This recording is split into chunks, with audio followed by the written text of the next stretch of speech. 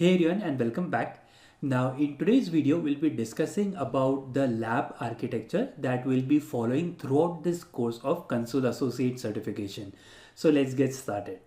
Now when you look into the installation process of Console, it is very simple. So in case if you have already used Terraform or HashiCorp Vault, the overall installation is similar to that. So what you have is you have a single binary file. All you have to do is you have to download and use it. So you have a single console binary file depending upon the operating system that you are using. So it supports Mac, it supports Linux, it supports Windows as well. All you do is you download it to your laptop or your server and start to use it. Now in fact let me quickly show you this. So if you see over here, I have a console that is running and it is running on localhost. So currently I am making use of a Windows 10 based operating system and it is working perfectly fine.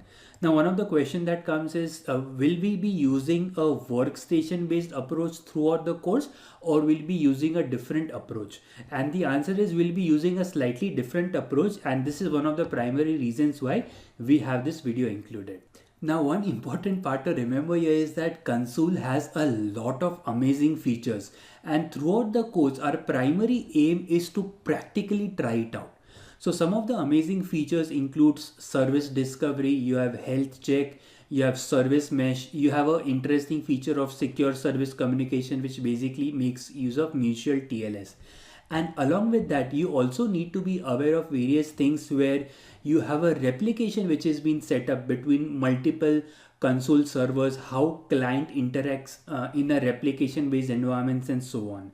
So if you want to practically try it out, it is difficult if you just have a Windows laptop or maybe a Mac and you install Console there. You need to have multiple servers which has Console running so that we can practically try it out.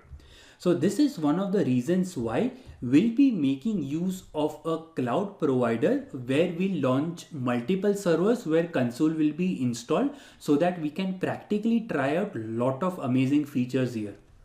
Now for our labs, we'll be making use of this following configuration. So the operating system that we'll be making use of is Linux, which is CentOS 8. So this is one of the latest CentOS versions that are available. And the cloud provider that we'll be making use is DigitalOcean. Now one of the question that comes is DigitalOcean mandatory? And the answer is no. You can make use of any cloud provider that you like. However, the reason why I have choose DigitalOcean is something that we'll discuss now. So let's look into why DigitalOcean is something that I have chosen. First one is that they provide reasonably priced servers. So you have servers starting from $5 per month, even that too if you run it 24/7 for an entire month. So the approach is pay per hour. So if you use for 10 hours, you'll only be charged for that 10 hours. So this is one benefit, and along with that I have seen that the overall speed of the servers at this pricing is much more better in DigitalOcean. Second main benefit is that DigitalOcean provides good amount of credits for new users through referrals. So you have $100 credit that you can get if you go through a referral. So this is a primary benefit that I have chosen DigitalOcean for. So let me quickly show you this. So if you look into the referral program that DigitalOcean offers, so you get the $100 credit. In fact, for our Kubernetes course, most of our students, they had their lab set up on DigitalOcean. So in Kubernetes, you have entire clusters that you have to set up.